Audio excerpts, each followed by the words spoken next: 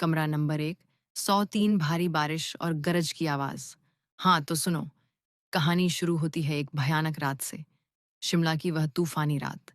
पुरानी इमारत, मिस्टी रिजेंसी नाम का होटल, बिजली कड़ी डडक रही थी और उस इमारत को देखकर ही लगता था, यार कोई तो गड्ढबद्ध है। कुछ कमरे सिर्फ चार दीवारें नहीं होते, वे जाल होते हैं। Room number 103। रिया का प्रवेश और बेचैनी। हमारी रिया, एक ट्रैवलर, थक हार कर पहुंची रूम नंबर 103 में।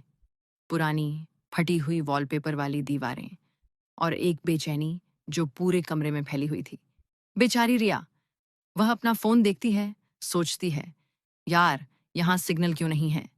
उसको पता नहीं था कि वह एक ऐसी जगह आ गई है जहां नेटवर्क की नहीं, जान की फिक्र करनी थी। कमरे में टंगा था वह खौफनाक आईना। रिया की नजर जैसे ही उस पर पड़ी, उसने अपने अंदर एक अजीब सी हलचल महसूस की। अपनी परछाई को देखा।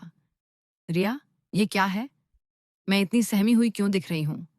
यार, उसकी परछाई मुस्कुरा नहीं रही थी, बल्कि डर रही थी, जैसे वह अंदर फंस गई हो।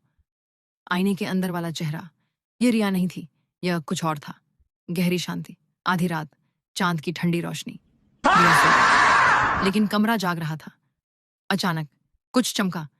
रिया की आंख खुली, उसने आईने की तरफ देखा और उसकी सांस रुक गई।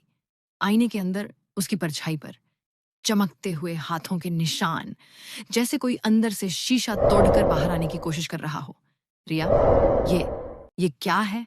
कौन है वहां? रिया पूरी तरह डर गई। उसने भागने की सोची, दरवाजा खींचा पूरी ताकत से। पर यार, वो दरवाजा के बाहर नहीं जा पा रही थी, वह भाग नहीं सकती थी। और जैसे ही उसने पीछे पलट कर देखा, ओह गॉड! आईने के अंदर वाली परछाई अब रिया को देखकर खौफनाक तरीके से मुस्कुरा रही थी। उसके चेहरे पर वह विकृत पागलपन वाली मुस्कान थी। तुम भाग नहीं सकती रिया, अब यह मेरा कमरा है और तुम मेरी परछाई बनोगी। तेज, डरावनी हंसी। रिया का शरीर डर से कांप रहा था। परछाई की वह फुसफुसाहट पूरे कमरे में गूंज रही थी। रिया, रिया। अब असली रिया अंदर फंस चुकी थी और नकली ने बाहर की दुनिया पर कब्जा कर लिया था। सुबह हो गई। सूरज की रोशनी कमरे में थी। होटल का स्टाफ जब रूटीन चेक के लिए अंदर आया तो कमरा खाली था, बिस्तर जैसा का तैसा। रिया का सामान भी नहीं। स्टाफ ने सोचा, शायद चेकआउट कर दिया होगा। सब कुछ सामान्य लगता था, पर रिया शाइन के अंदर कैद हो चुकी थी। वो चिल्लाती रही, पर कोई यूज नहीं देख सकता। आईने के अंदर रिया थी, अंदर फंसी हुई, चीखती, पर उसकी आवाज बाहर नहीं आ रही थी। वह शांत चीख हमेशा के लिए उस आईने की कैद में थी। यही है रूम नंबर 103 का राज। वह कमरा जहां परछाई आपकी कातिल बन जाती है।